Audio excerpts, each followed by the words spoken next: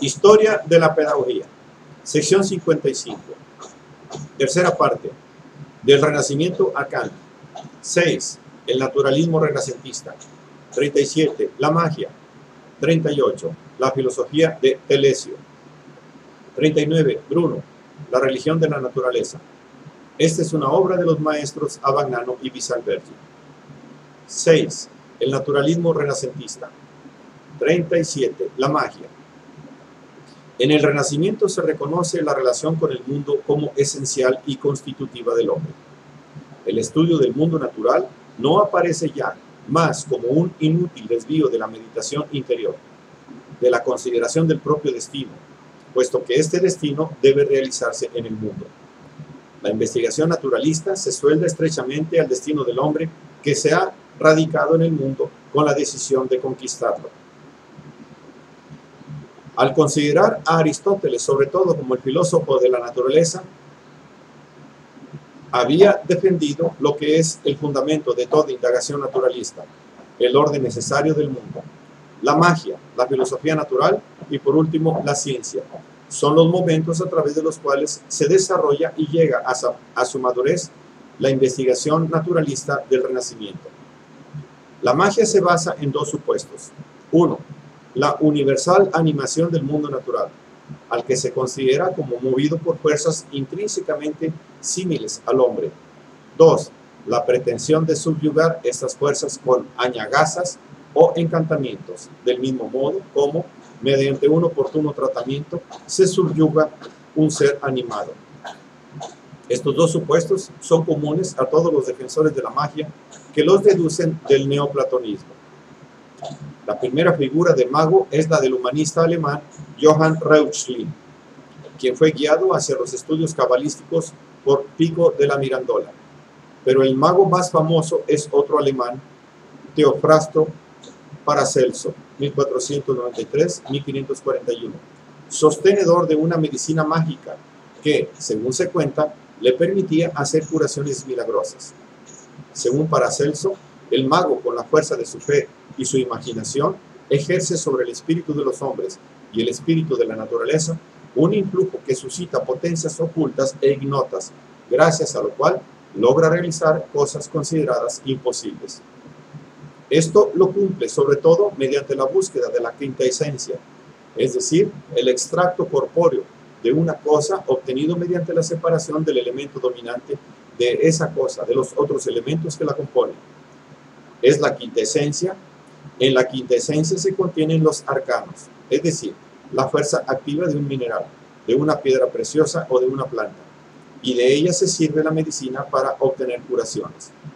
En Italia, el tema de la simpatía universal de las cosas fue tratado por Gerolamo Fracastoro, 1483-1533, médico, astrónomo y poeta, y por Gerolamo Cardano, 1501-1571, también médico, quien insistía en la universal animación de las cosas y en la simpatía que las liga entre sí, desde los cuerpos celestes hasta el escalón más ínfimo del mundo corpóreo. Todos ellos insisten en la posición central del hombre en el mundo. En general, los magos reconocen tres mundos: el mundo sensible, constituido por los cuatro elementos, el mundo celeste y el mundo inteligible. Consideran que el hombre está colocado en el punto central de los tres mundos y que reúne en sí, a manera de un microcosmo, todo lo que está diseminado en aquellos. Esta situación le permite conocer la fuerza espiritual que sigue al mundo y servirse de ella para cumplir acciones milagrosas. La magia renacentista, a pesar de lo mucho que bajo tantos puntos de vista choque a nuestra sensibilidad, debe considerarse como el primer paso hacia el enfoque científico de la naturaleza, cuya etapa sucesiva será el naturalismo de Telesio. 38. La filosofía de Telesio. Bernardino Telesio nació en Cosenza en 1509 y se doctoró en Padua en 1535. En 1565 publicó en Nápoles los primeros dos libros de una obra titulada De Rerum Natura Iuxta Propria Principia, que sacó a la luz, completa en sus 9 libros, 3 años antes de morir. Telesio considera la naturaleza como un mundo en sí que se rige por principios intrínsecos y excluye toda fuerza metafísica o mágica. Es igualmente contrario a los procedimientos milagrosos de la magia y a las consideraciones metafísicas de Aristóteles, quien quiere reconocer a la naturaleza en su nuda objetividad y la considera perfectamente autónoma. Para conocer a la naturaleza, el hombre no debe hacer más que dejarla hablar, por así decirlo, confiándose a los sentidos que se la revelan. En efecto, en cuanto a sensibilidad, el hombre es naturaleza y por lo tanto, lo que revela naturaleza y lo que los sentidos atestiguan coinciden a la perfección. La sensibilidad no es otra cosa que la autorrevelación de la naturaleza a esa parte de ella misma que es el hombre. Para Telesio, la naturaleza es movida por dos naturalezas agentes, el calor y el frío. El calor, que tiene por sede el sol, dilata las cosas y las vuelve ligeras y aptas para el movimiento. El frío, con sede en la tierra, las condensa, las vuelve pesadas y las inmoviliza.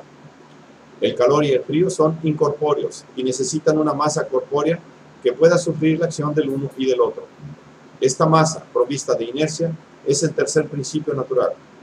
Para que el calor y el frío puedan luchar entre sí, es necesario que uno y otro puedan percibir las propias impresiones y las acciones del otro, o sea, que estén dotadas de sensibilidad. Sin embargo, no es indispensable que todas las cosas naturales estén provistas de los órganos sensoriales propios de los animales.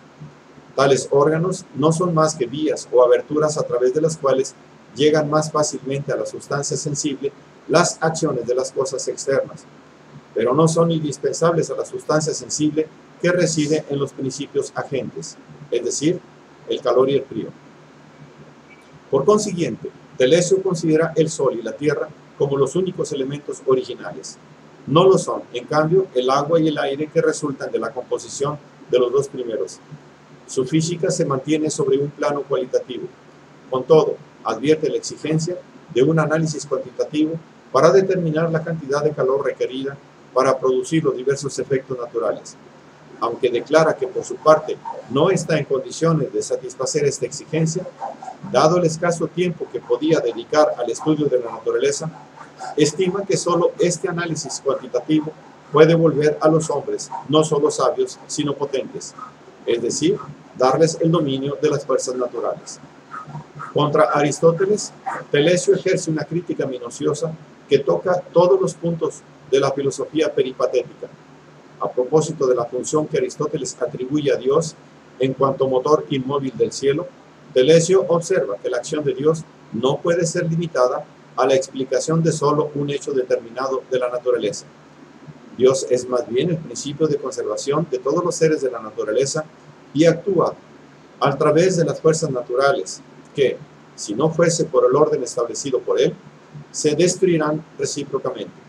Así, Dios es para Telesio, como lo será también para Descartes, el garantizador del orden y la autonomía de la naturaleza. Según Telesio, el conocimiento humano se reduce todo entero a la sensibilidad. En efecto, el alma humana no es más que un producto natural como la de todos los demás animales.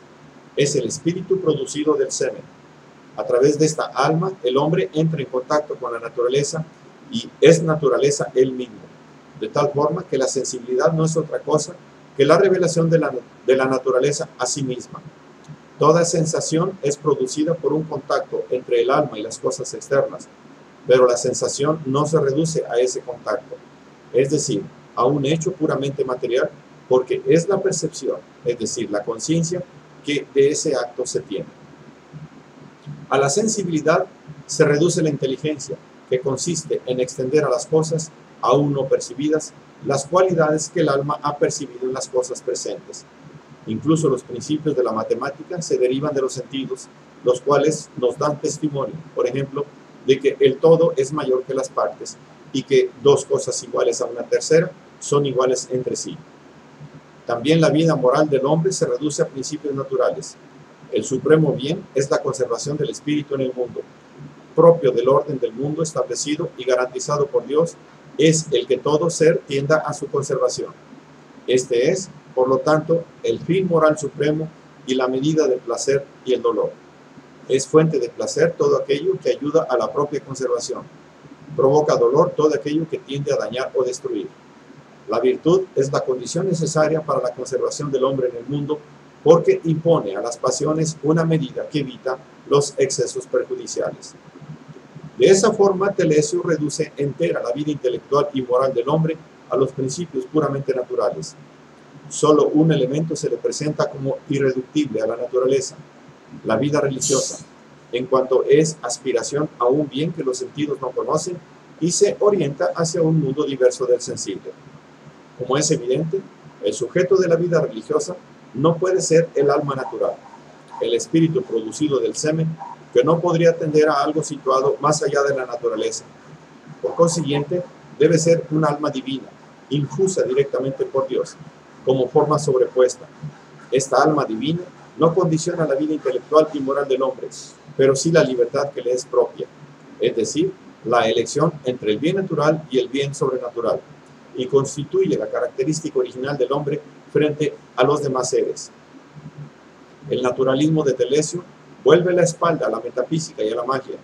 No obstante el carácter cualitativo y animístico de su física, Telesio, al afirmar la autonomía y objetividad del mundo natural, abrió la senda a una verdadera y auténtica consideración científica de la naturaleza. Puede decirse que su verdadero continuador es Galileo. Por el contrario, Bruno y Campanella retornan a la metafísica y a la magia. 39. Bruno, la religión de la naturaleza. Giordano Bruno nació en Nola en 1548 e ingresó muy joven a la orden dominicana. Habiendo entrado en conflicto con el ambiente eclesiástico, se dio a vagabundear por toda Europa. En París publicó su comedia El Candelario, y sus primeros éxitos los cosechó no como filósofo, sino como maestro en el arte combinatorio de Raimundo Lulio. Compuso la mayoría de sus diálogos italianos en Inglaterra, especialmente en Oxford. Los poemas latinos los escribió en Alemania, a invitación del patricio veneciano Giovanni Mocenigo, quien deseaba le enseñase la mnemotecnia, es decir, el arte de la memoria. Se trasladó de Alemania a Venecia, pero una vez ahí, el mismo Mocenigo lo denunció a la Inquisición, que lo arrestó. Transferido a la Inquisición de Roma, pasó 7 años en la cárcel. A las repetidas instancias para que se retractase de sus doctrinas, respondió siempre negativamente. Condenado a la pena capital, fue quemado vivo en la plaza de Campo dei Fiori el 17 de febrero de 1600. Las principales obras de Giordano Bruno son los diálogos italianos y los poemas latinos. Algunos diálogos italianos exponen la filosofía natural, la cena de la ceneri, de la causa, principio et uno, del infinito, universo et mondi. Otros revisten carácter moral, lo espacio de la bestia triunfante, cábala del cavallo, Pegaseo, degli eroici furori. Los poemas latinos son 3, de mínimo, de monade, de inmenso et innumerabilis.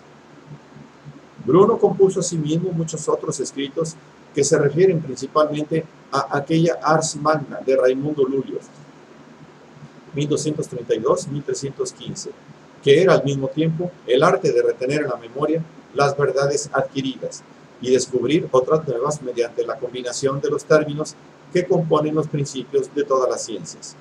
Se trataba de una empresa fantástica que pretendía abreviar el proceso de la investigación científica con un procedimiento sumario, aplicable a todas las ciencias por igual.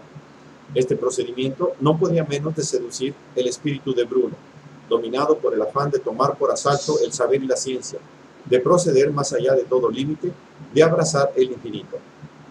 La religión de Bruno es la religión del infinito, o mejor dicho, de la vida y la animación infinitas. Bruno quiere abolir todo límite en el universo y proyectar en el infinito el alma, el movimiento, la vida y la inteligencia. Esta es su religión y esto es lo que acepta de los teólogos de todos los tiempos y todas las religiones.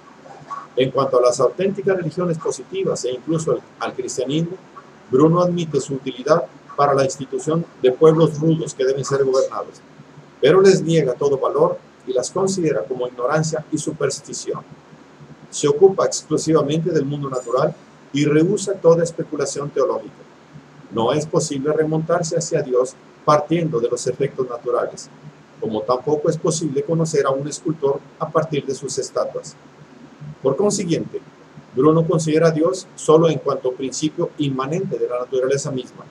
En este sentido, Dios es causa y principio del mundo. Causa en el sentido de que determina las cosas, si bien permanece diverso de ellas. Principio en el sentido de que constituye el ser de las cosas. Pero sea como causa o como principio de las cosas naturales, Dios no se distingue de la naturaleza. La naturaleza o es Dios mismo o es la virtud divina que se manifiesta en las cosas. Dice Bruno: en cuanto a principio, Dios es el intelecto universal, es decir, la primera facultad del alma del mundo. El mundo es un todo animado y Dios es el artífice interno que anima y forma todas las cosas. Solo hay una materia del mundo y una forma, es decir, un solo principio animador. Materia y forma se identifican y constituyen la naturaleza o Dios. Pero en cuanto a unidad de materia y forma, Dios es el todo, el universo, el ser en su totalidad. Y Bruno acepta la tesis de Parménides de que el todo es una sustancia única e inmóvil. El atributo fundamental de este todo, que es al mismo tiempo materia y forma, cuerpo y alma, naturaleza y Dios, es la infinitud. Bruno atribuye al mundo los caracteres que Cusano atribuía a Dios. En el universo el máximo y el mínimo coinciden y coinciden el centro y la circunferencia.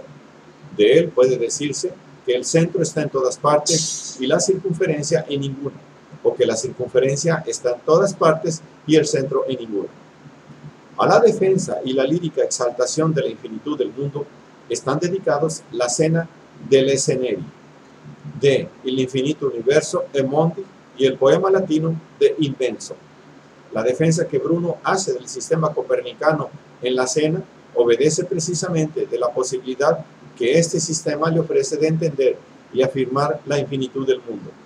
A Bruno, en realidad, le son del todo indiferentes las ventajas científicas de la hipótesis copernicana y es muy dudoso que haya comprendido en verdad su planteamiento geométrico. Los argumentos que adopta el de infinito en pro de la infinitud se remontan a Occam, quien es también autor del argumento que Bruno desarrolla con la mayor amplitud, que a la infinita potencia de la causa debe corresponder la infinitud del efecto, y que por lo tanto el mundo debe ser infinito como Dios que es su causa. A la predilección de Bruno por el infinito se debe su desprecio por Aristóteles, que había negado la realidad al infinito y afirmado la finitud del mundo por parecerle que el infinito era inacabamiento, ausencia de determinaciones y por consiguiente desorden. La concepción de Bruno es rígidamente monística y reduce todo a un Dios naturaleza que posee al mismo tiempo los atributos del ser de Parménides y del Dios del Cusano. Pero, ¿en qué forma se origina de esta absoluta unidad, de este Dios naturaleza, la multiplicidad de las cosas? Los poemas latinos son un intento de solución de este problema. En efecto, el de Triplici mínimo et mesura muestra el camino a través del cual puede el hombre llegar a la unidad, a través de la consideración de las cosas múltiples. En el de Monade, número et figura, se expone el proceso por el cual la multiplicidad de las cosas se deriva de la unidad divina. En el primer poema, Bruno niega que sea posible llegar a una precisa determinación cuantitativa de los fenómenos naturales. El mínimo de que habla es, a un tiempo, el elemento componente y la totalidad, la parte y el mundo. No hay un mínimo único para todas las cosas, sino que hay tantos géneros de mínimos cuantos son los grados y los aspectos de la realidad. En De Monade, Bruno expone el proceso a través del cual se derivan de la unidad absoluta los diversos aspectos del universo, y lo expone sirviéndose de la matemática simbólica de los neopitagóricos que había pasado a la magia renacentista. Del uno surge la diada, de la diada la triada, y así sucesivamente hasta llegar a la década. A cada una de estas determinaciones corresponden varios aspectos de la realidad que por lo tanto se generan los unos de los otros, de acuerdo con un orden por demás fantástico y sorprendente. Sin embargo, la intención del poema es evidente: reducir el universo a su estructura numérica para demostrar que se origina de la mónada, o sea, de la unidad absoluta, que es Dios.